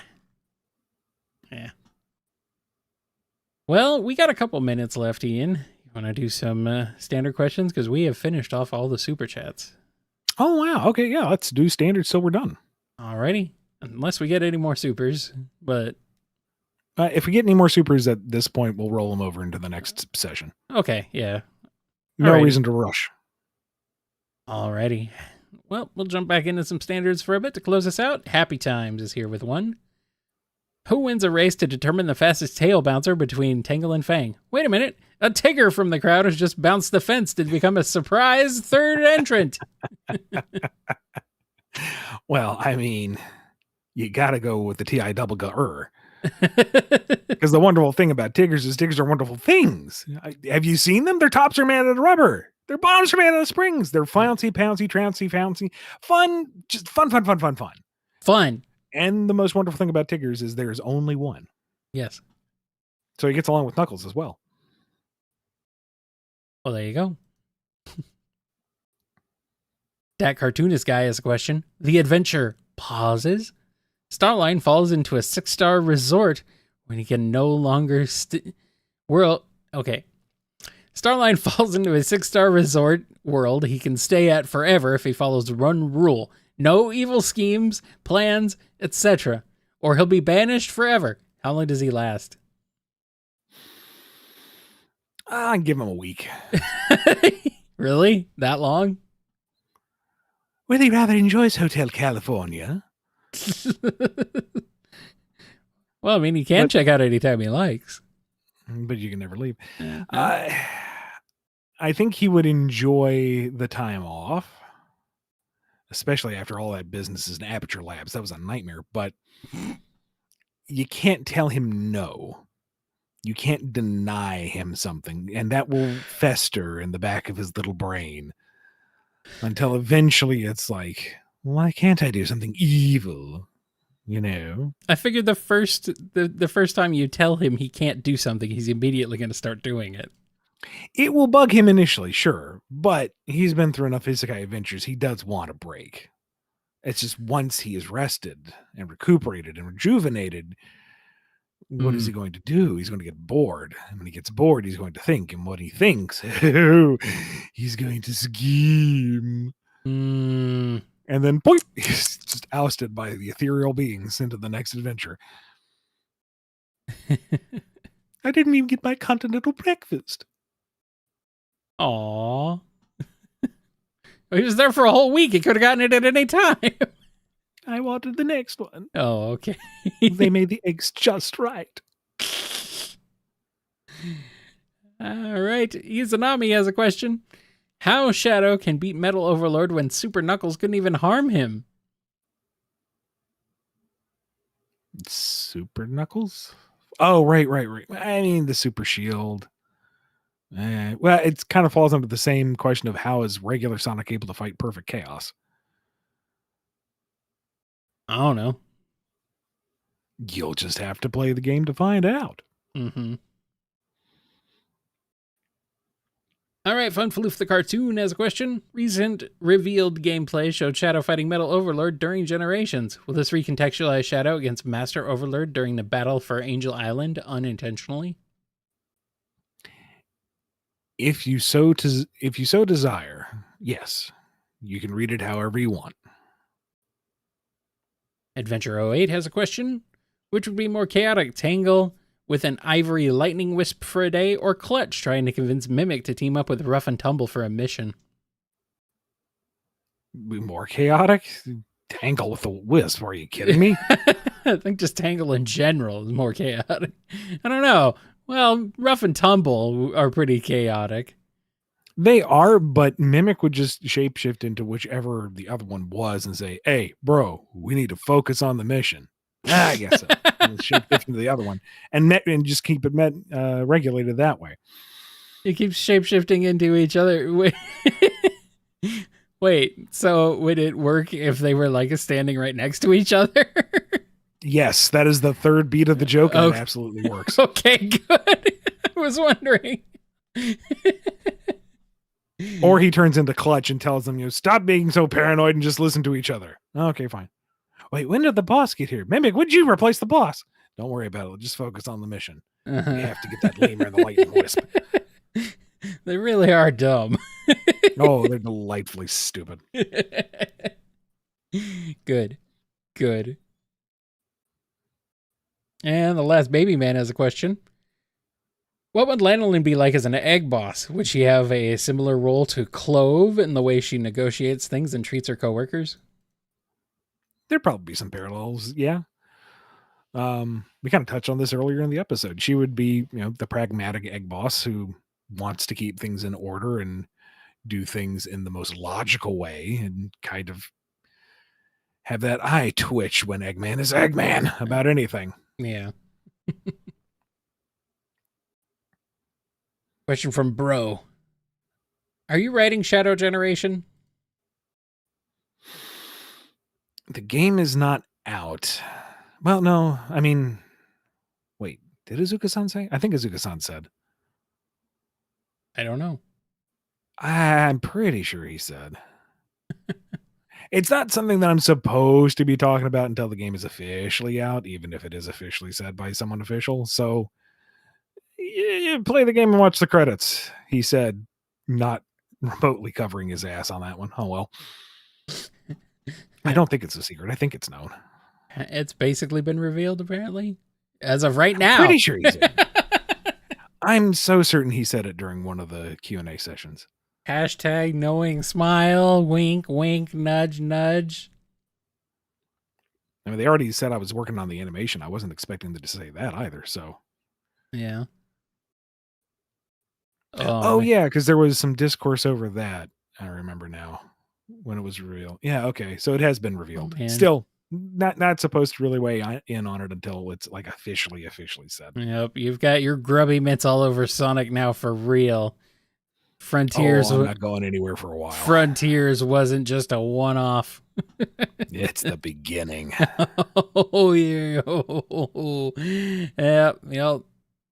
Yep. All right. And here's one from Lol Viva La Vita. Ian, have you ever think about using Hypersonic or Dark Sonic in the IDW? Hypersonic would need to be for a very special occasion. That's not something that can be trotted out willy-nilly. Like Supersonic, I feel like needs to be a special occasion anyway. And only in Classic. Probably. Maybe. I don't know. Hypersonic's off the table in general. Yeah.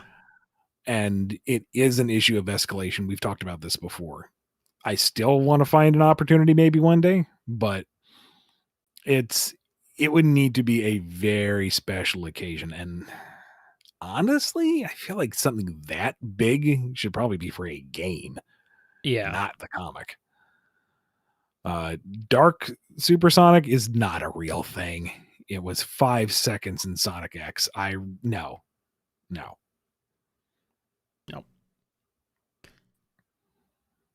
And we got one from Lord Van Oscaro. When you get the go-ahead to add sticks to the games or comics, will you keep her in her Boom outfit or give her a new one? Depends on Sega. It's not my call to make. That's really up to the artists and the designers and Sega and yeah. Come on, Ian. Bring her back. I say this every time. I know. That drum banging away. I'm banging that drum right next to your head right now. Constant. It is constant. I'm going to bang it until I die. Or she comes back. Syed C has a question. Due to time stuff, Classic Sonic takes the place of Modern Sonic in IDW 50. So Surge now faces off with Classic Sonic, who doesn't talk. How does it go? But he does talk! Except in the games. That's the magic of the printed version of Classic Sonic. He talks, unless it's like some kind of time travel malarkey and he just all of a sudden can't. He's like, oh, what? Not gonna say anything to me? You ignoring me? I pour my heart out to you and you won't even have the dignity to respond. And Classic Sonic just kind of shrugs. Oh, you jerk. Now. Yeah. Alrighty. And we got this one here from Rez. This might be our last one. We'll see.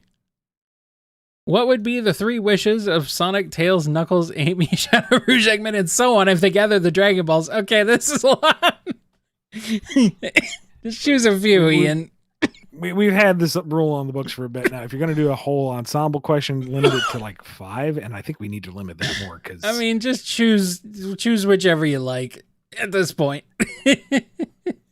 Like, and which Dragon Balls are we talking about? 3 wishes, 2 wishes, world-ending wishes? This is 3 wishes. Okay. The question says 3 wishes. Come on. Old school Dragon Ball. Okay. Yes. Let's see. What do the characters want? You know, that's the thing. What are their aspirations? Because usually you're gathering the Dragon Balls to undo or something or combat some kind of world-ending threat. Knuckles, first of all, wants people to get off his island. Knuckles is like, for the first wish, I want my hat all the time. Okay, what else do you want?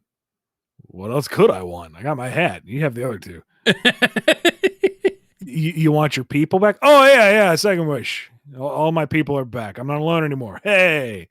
All right, number 3. They all get hats too, but they're not as cool as mine. Shinra just shaking his head. Your wish has been granted. Knuckles wants all his people back, except my dad. Which one?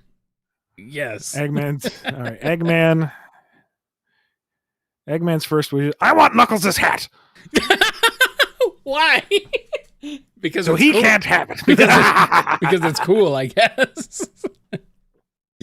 Does he wear it? Of course.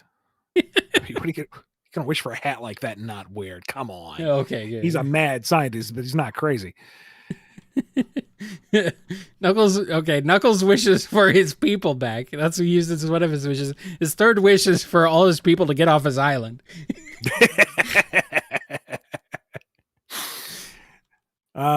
Second wish for Eggman is to, have Eggman Land cover the world. He wants to win. And he doesn't need a third wish because he got what he wanted. And then he realizes that he's bored now. He won. Plus that dragon hanging in the sky waiting for that last wish is kind of annoying. So he needs to make that last wish. All right, fine. Kind of tiptoes over to Shenron. Psst, hey, I wish Sonic could actually win and defeat me, and so we could keep doing this. But just don't tell anyone. Your wish has been granted. Mm-hmm. Oh no! Curse that hedgehog as I'm going back to the drawing board. Wants us to go on forever. And Amy's like, world peace, a cure to all diseases, and no one ever goes hungry again. And everyone's like, oh, geez. Whoops. We would have really screwed that up. Glad you got him, Amy. You go.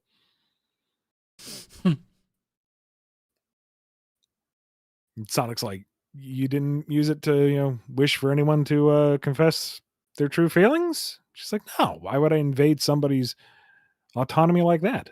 And besides, I can do so much good with these. It'd be very selfish to wish for that, wouldn't you think? Oh, yeah, totally selfish. Just, think it out loud. You have anything you want to say to me? Hey, you wish.